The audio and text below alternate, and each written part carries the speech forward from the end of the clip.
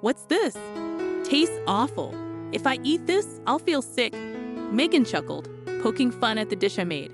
I had tried it earlier and it seemed fine to me. Megan was just being picky. Andy and I had spent 3 days getting ready for this dinner. We were thrilled when we heard that our eldest son and his wife were coming over.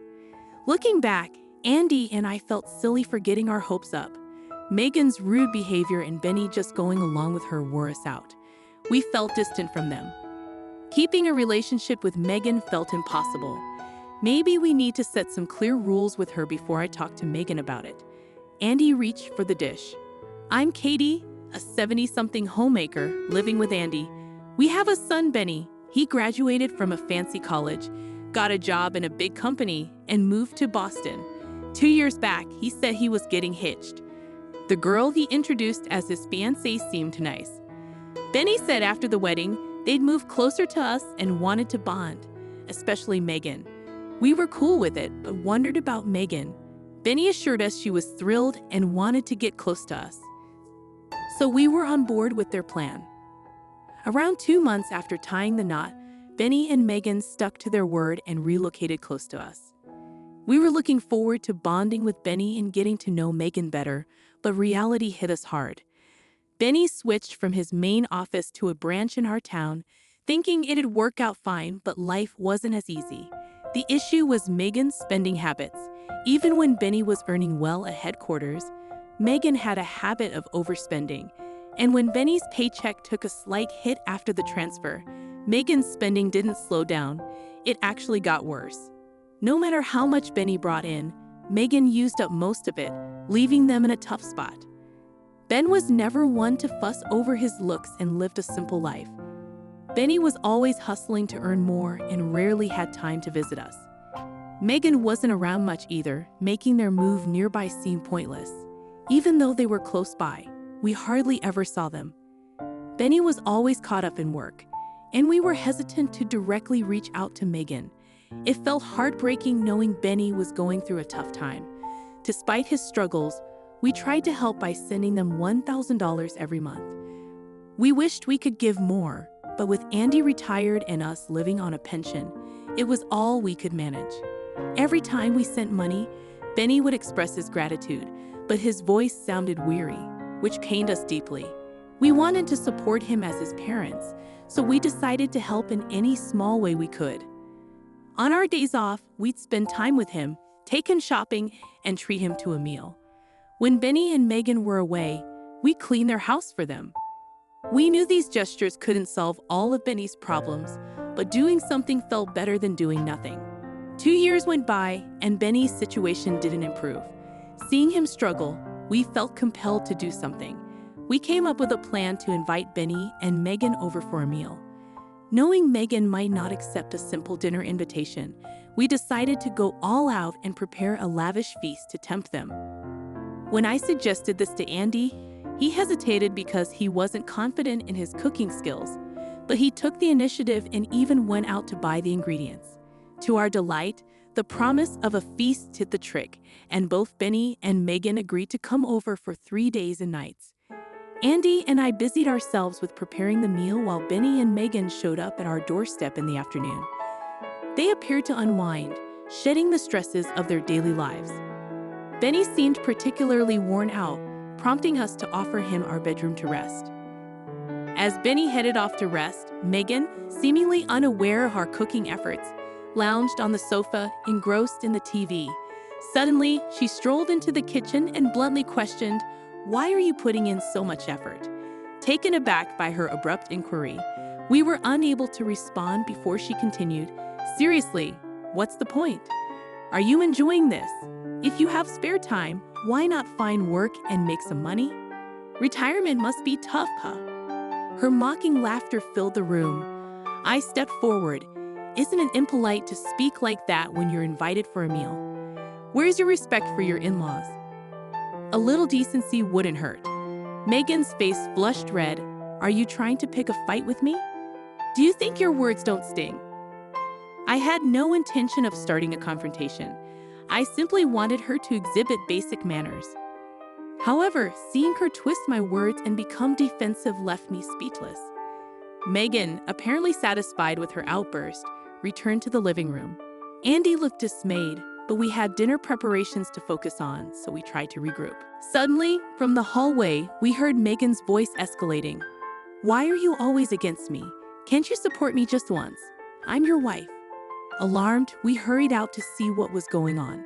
Megan stood by the bedroom door, and Benny, who should have been resting, was there too. "Why won't you stand by me? Why are you siding with your parents?" Megan shouted, clutching Benny's shirt. Sensing the situation spiraling out of control, we intervened. "Let's calm down. What's happening here?" Andy held Megan back while I approached Benny to understand what was going on. Weary, Benny recounted what had occurred. He had been trying to get some rest in the bedroom after a long day at work, but was startled awake by a slamming door. Upon investigating, he found Megan in a state of fury. She vented about feeling harassed and labeled me as the problem. Benny was bewildered and overwhelmed. In her heightened emotions, Megan misinterpreted Benny's silence as taking our side, and she began questioning his loyalty as her husband. Benny, still groggy from sleep, struggled to comprehend the situation and felt powerless. Megan's anger only escalated upon seeing Benny's confusion, leaving him caught in the middle and visibly drained. I confronted Megan, saying, "It's not okay to wake up and yell at your exhausted husband. Do you understand how strange you're acting?" Megan, perhaps feeling trapped, mumbled a half-hearted apology, but her eyes showed no remorse. Despite the tension, we gathered around the table for dinner. We had prepared ribeye steaks and fresh seafood from the local market, trying to offer the best. Benny seemed to appreciate it, but Megan, glancing at the spread, made a sarcastic remark, "Just because you serve this doesn't mean I'll overlook the harassment." It was disheartening to hear after all our efforts. Benny tried to lighten the mood with different topics, but Megan shut down each attempt with icy comments. I told her, "You need to change your attitude," but she simply ignored me. The TV was off, so I knew she heard me. Honestly, I felt dejected realizing that she deliberately ignored me. Feeling discouraged, Andy tried to comfort me. We managed to say grace before the meal, but after Megan tasted a dish, she exclaimed, "What's this disgusting mess? I'll get sick from eating this." She laughed mockingly, leaving me speechless at her cruelty. But she didn't stop there. "You're deliberately trying to make me sick with this food, aren't you? Going to such extremes just to torment me. You're truly wicked, mother-in-law." Her words dripped with disdain, causing my hands to tremble with anger. Why must we endure this? How can Megan treat others so cruelly? Seeing Benny so exhausted, why doesn't she feel any inclination to help? Why does she brush off our kindness? I had so much I wanted to express to Megan, but the right words eluded me. However, I couldn't let her behavior continue unchecked. Sensing my frustration, Andy reached for his plate. I've remained silent until now, but I've reached my limit. Andy's usually calm demeanor transformed into something intimidating when he was angry.